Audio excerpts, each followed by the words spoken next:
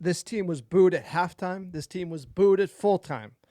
This team clapped at the fans around the stadium, and we're still booed. People stayed to boo them. This is the most, like, what's the quote from Gladiator? Win the crowd and you'll win your freedom. That's all it takes. You have to win the crowd. You can draw Wolves 1-1 and get applauded off at Old Trafford. This team, this manager, these fans are sick of it. At home, West Ham, another relegation-bound team, had one on us.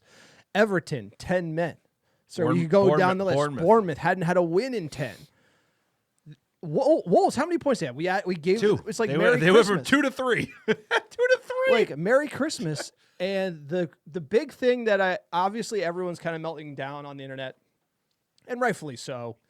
We're just bouncing off the ground with these crap results. The good results are far and few between. The managers, just every presser is up and down, like Jose sort of at the end. And it seems to me that he's lost the main philosophy of Manchester United, which is win at all costs. Win, baby, win. Win. You have to win. It doesn't matter how you win. You can get into that. People didn't like LVG passing around. It was a little bit of a snooze, but at the end of the day, it's results-based business, and you have to win. And not beating Wolves when you need it, and it could get you in the top 4, and messing around with the formation again, it's like playing with fire at this point for Ruben Amorim. Because, look, it looked great against Newcastle. If you look at the 11, you cannot argue Xerxes wouldn't be better in the hole behind Šeško. You cannot argue that. Dogu looked great on the right wing. He should be there again.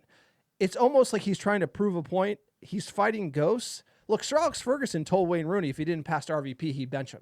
He said, this is how we're going to do it this year. We're all going to pass to the Dutch guy who scores every time he's on the field, and it worked. And so he's telling Wayne Rooney, his best player, if you don't get on side on this like basic tactic, it doesn't matter because that's how we're going to win. Ruben Amorim, it's like he's trying to prove a point. He's not trying to win. And I feel like he's playing on hard mode. He's trolling everybody, warming up one way, playing a different way. Too many mind games. You got to keep it simple. You got to play the best for who you got. Sir Alex in 12-13, RVP scoring, pass it to him. That's the best chance we have to win. And Ruben Amorim is trying to, I don't know what he's trying to do, but he's not trying to win with this 11. And he made a mess of it today. And I think people are sick of the mind games. They're sick of this bullshit with him. I totally get it.